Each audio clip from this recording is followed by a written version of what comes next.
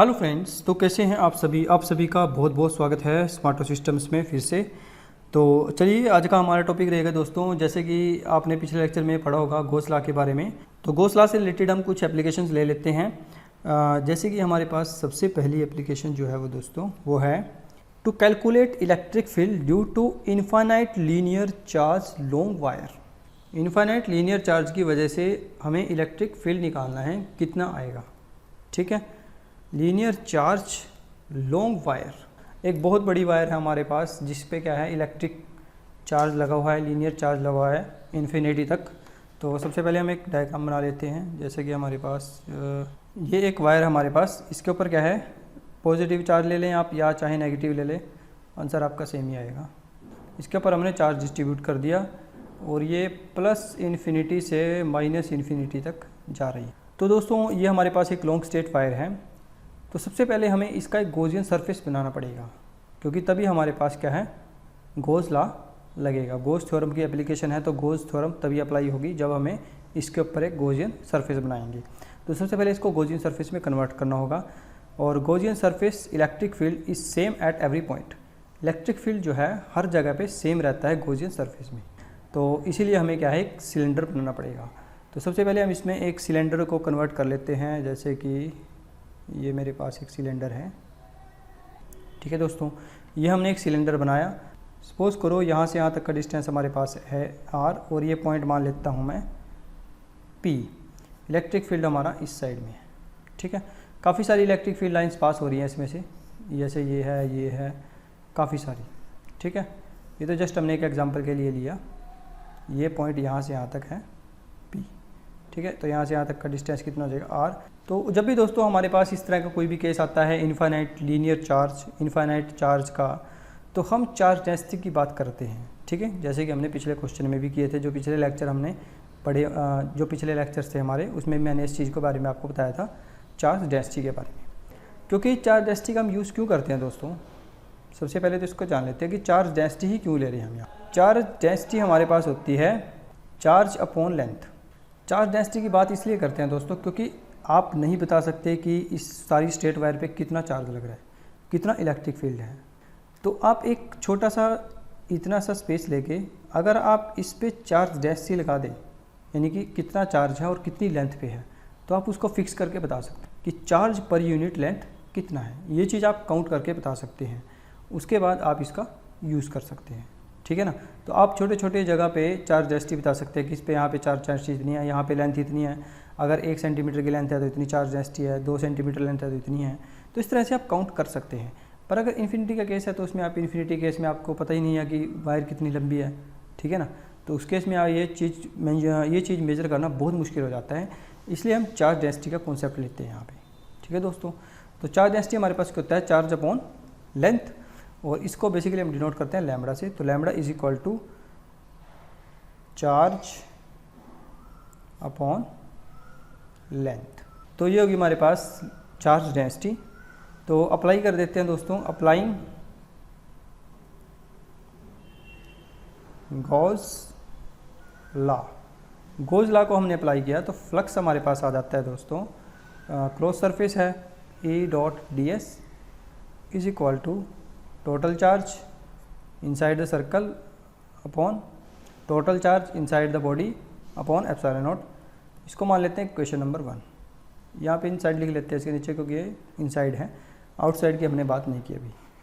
इसके बाद दोस्तों हमारे पास यहाँ पे टोटल 3 सरफेस बनेंगे, जहाँ पे क्या है हमारे पास इलेक्ट्रिक फ्लक्स आएगा। 3 सरफेस कैसे बनेंगे, सबसे पहले मैं ड्रा करके दिखा देता हूँ आपको।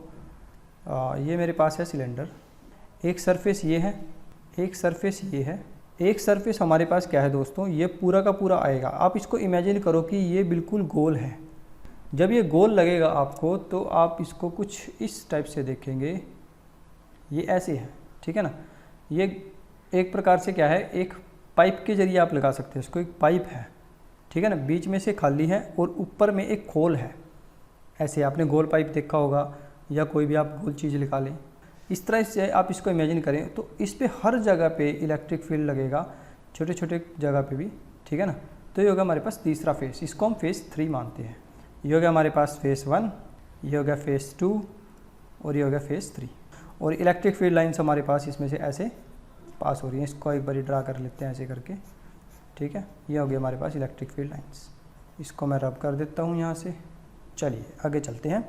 अब हमें निकालना है दोस्तों, एक बात कर लेते हैं एरिया वेक्टर की, क्योंकि जब भी आपके पास फ्लक्स निकालेंगे तो एरिया वेक्टर की तो बात होगी ही होगी। अब एरिया वेक्टर आपके पास किस तरह से बन सकता है, मैं इसको एक बारी दोबारा से ड्रा कर लेता हूँ, थोड़ा सा बड़ा बड़ा करके। चलिए, एक फेस ये है हमारे पास, एक फेस ये है और एक फेस ये है। सपोज करो ये फेस इधर ही मान लेते हैं हम, या आप इसको इधर भी ले सकते हैं, थर्ड फेस है, कोई कहीं मर्जी ले सकते हैं आप। तो इलेक्ट्रिक फील्ड लाइन्स आपके पास इस डायरेक्शन में है, इस केस में। इस केस में भी इलेक्ट्रिक फील्ड लाइन्स इसी डायरेक्शन में है, इस केस में भी इलेक्ट्रिक फील्ड लाइन्स इस डायरेक्शन में है। आप चाहे तो इधर भी ले सकते हैं, कोई इशू नहीं है। इलेक्ट्रिक फील्ड लाइन आप ऐसे भी लिख सकते हैं, कोई गलत बात नहीं है, तब भी सही आएगा आंसर। इलेक्ट्रिक फील्ड लाइन आपके पास कुछ इस टाइप से वेरी कर रही है। आपको निकालना है एरिया वेक्टर। एरिया वेक्टर क्या होता है दोस्तों, एरिया वेक्टर आएगा आउटवर्ड। जब भी एरिया वेक्टर आउटवर्ड आएगा तो इससे बाहर निकलेगा, तो डायरेक्शन जो है एरिया वेक्टर की कुछ इस टाइप से बनेगी, यानी कि DS, ठीक है। ऐसे ही अगर मैं निचले फेस की बात करूँ, यहाँ पे एरिया वेक्टर ऐसे आएगा। और अगर हम बात करें बीच वाले फेस की, गोल वाले फेस की, तो एरिया वेक्टर या तो ऐसे आएगा इधर से, या फिर ऐसे आएगा। क्लियर है। तो अगर बात करें इस फेस की, फेस 1 की, फेस 1 की और फेस 2 की, तो यहाँ पे आप ध्यान देंगे दोस्तों, ये कुछ इस टाइप से बन रहा है। ये इलेक्ट्रिक फील्ड है और ये हमारे पास है एरिया वेक्टर। सेम ऐसे ही नीचे है, ये हमारे पास इलेक्ट्रिक फील्ड है और ये है एरिया वेक्टर।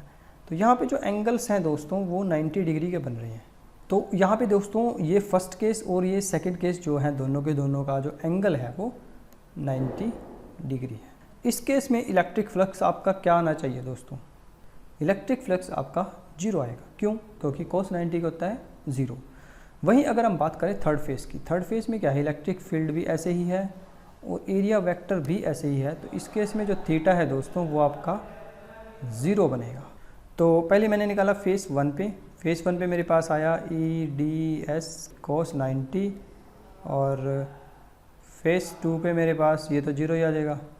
ऐसे ही फेस 2 पे निकाला EDS cos 90, वो भी मेरे पास 0 आया। ऐसे ही मैंने फाई 3 निकाला थर्ड फेस पे, ये आया मेरे पास EDS cos 0, तो cos 0 करता है 1, तो आ जाएगा इंटीग्रेशन ऑफ EDS। अब ये हो गया हमारे पास टोटल फ्लक्स कितना आ जाएगा, total flux is equal to, ये दोनों 0 हो जाएंगे तो टोटल फ्लक्स आ जाएगा E/ds। क्लियर है दोस्तों। तो E तो हमारे पास कांस्टेंट है, हर जगह पे इलेक्ट्रिक फील्ड जो है वो कांस्टेंट रहेगा। तो इंटीग्रेशन कर लेते हैं ds का, E डॉट, अब देखिए ds क्या है हमारे पास, देख लेते हैं एक बार इसको थोड़ा सा बना लेते हैं हम। ये हो गया हमारे पास सिलेंडर, इसकी जो रेडियस है वो है हमारे पास r, और जो लेंथ है वो हमारे पास है L। क्लियर है। अब आप सोचिए कि ये जो एरिया है ये वाला, हमने ऊपर वाला तो नहीं लेना, ये सरफेस और ये सरफेस को छोड़ दें, अगर आप ये सरफेस को छोड़ दें और ये सरफेस को छोड़ दें तो ये कर्व्ड सरफेस एरिया बन जाएगा, curved surface area, curved surface area. और ये हमारे पास क्या है, सिलेंडर। तो area of cylinder, area of curved surface भी लिख सकते हैं हम, कर्व्ड सरफेस, और ये सिलेंडर का है। सिलेंडर के कर्व्ड सरफेस का एरिया क्या होता है, हमारे पास होता है 2πrl। इसको मान लेते हैं हम इक्वेशन नंबर स्टार। अब थोड़ा ऊपर चलते हैं। अगर आप ऊपर जाएं, आपके पास एक इक्वेशन 1 थी, ये वाली, फ्लक्स की वैल्यू इसमें इसके इक्वल है, क्योंकि ये हमारे पास क्या है, गॉस लॉ लग रहा है यहाँ पे, Q/ε0। तो हम इसकी वैल्यू को यहाँ पे पुट कर देते हैं, तो मेरे पास आ जाएगा दोस्तों Q/ε0 is equal to E.2πrl। इसको हम ऐसे लिख सकते हैं, ठीक है। अब यहाँ पे एक टर्म हमने और इंट्रोड्यूस की थी, लैम्बडा। लैम्बडा क्या था हमारे पास, टोटल चार्ज अपॉन लेंथ। अगर मैं यहाँ से चार्ज की वैल्यू निकाल लूँ तो मेरे पास आ जाएगा लैम्बडा इंटू एल। ये वैल्यू मैं यहाँ पे पुट कर देता हूँ, lambda L/ε0 is equal to E.2πrl। यहाँ पे L से L कैंसिल हो जाएगा दोस्तों। तो हमारे पास अल्टीमेटली आ जाएगा इलेक्ट्रिक फील्ड, मेरे पास आ जाएगा lambda upon 2 pi epsilon naught dot are. तो यहाँ पे आप धीरे धीरे आप समझ सकते हैं कि इलेक्ट्रिक फील्ड जो किस पे डिपेंड कर रहा है। देखो लैम्बडा कांस्टेंट क्वांटिटी है आपकी, और ये आपका फिर से कांस्टेंट है 2 पाई एप्सिलॉन नॉट भी अल्टीमेटली कांस्टेंट है सारा। तो आपका जो ई है वो इन्वर्सली प्रोपोर्शनल है 1/r की, इन्वर्सली प्रोपोर्शनल है 1/r की। तो इसके बाद दोस्तों हम बात कर लेते हैं कुछ और इम्पोर्टेंट टिप्स की जो आपको याद रखने हैं। Electric field inside the conducting cylinder whether it is solid hollow is always 0। कहने का मतलब क्या है, इलेक्ट्रिक फील्ड आपका कोई भी सिलेंडर लेंगे आप, चाहे वो सॉलिड है चाहे वो होलो है, उसके अंदर इलेक्ट्रिक फील्ड हमेशा 0 रहेगा।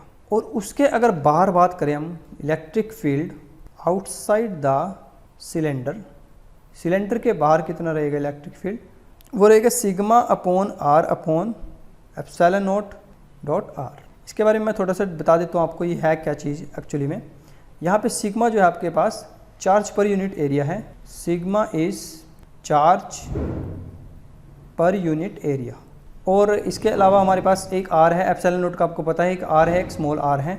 इसको मैं आपको थोड़ा सा एक फिगर के जरिए बताता हूँ कैसे है। ये हमारे पास एक सिलेंडर है दोस्तों, सेलेक्ट कर लेते हैं, इसकी रेडियस है आर, और सपोज करो इसके अंदर से हमारे पास क्या इलेक्ट्रिक फील्ड लाइंस पास हो रही हैं इस तरह से। ये हो गया हमारे पास ई, इलेक्ट्रिक फील्ड लाइंस काफ़ी सारी हैं, सारी वैल्यूज़ हमारे पास क्या हैं ई। तो होता क्या है दोस्तों, हम एक पॉइंट ले लेते हैं बाहर, सपोज करो हमारे पास यहाँ पे कोई पॉइंट है, ये कोई पॉइंट लिया हमने, इसको मान लेते हैं हम सी, ठीक है, कुछ भी मान लो आप, नेमिंग दे सकते हैं। यहाँ से यहाँ तक का डिस्टेंस सपोज करो हमारे पास है आर, इस पॉइंट को मान लेते हैं हम पी, और इसके यहाँ पे जो हमने पॉइंट लिया है बाहर, हम एक सिलेंडर क्रिएट करते हैं बड़े वाला, कुछ इस टाइप से। ये कुछ इस टाइप से है दोस्तों, मैं आपको थोड़ा सा इधर समझा देता हूँ, ऐसे इसमें पता नहीं लग रहा ना, ये ऐसे है, ये है छोटा सिलेंडर और ये है इसके पास में बड़ा सिलेंडर। अब हमें बड़ा सिलेंडर क्यों लेना पड़ा दोस्तों, इसको समझते हैं सबसे पहले। तो ये जो हमारे पास सेकंड सरफेस है, इसको बोलते हैं हम गॉसियन सरफेस। गॉसियन सरफेस हमें हर बार क्रिएट करना पड़ेगा जब भी हम कोई सिलेंडर लेंगे या कोई पॉइंट चार्ज लेंगे या कोई किसी भी टाइप का चार्ज लेंगे, जहाँ पे हमें क्या है गॉस लॉ लगाना पड़ेगा। तो उसके लिए हमें सिलेंडर था हमारे पास यहाँ पे, तो सिलेंडर का गॉसियन सरफेस क्या होगा, एक सिलेंडर ही।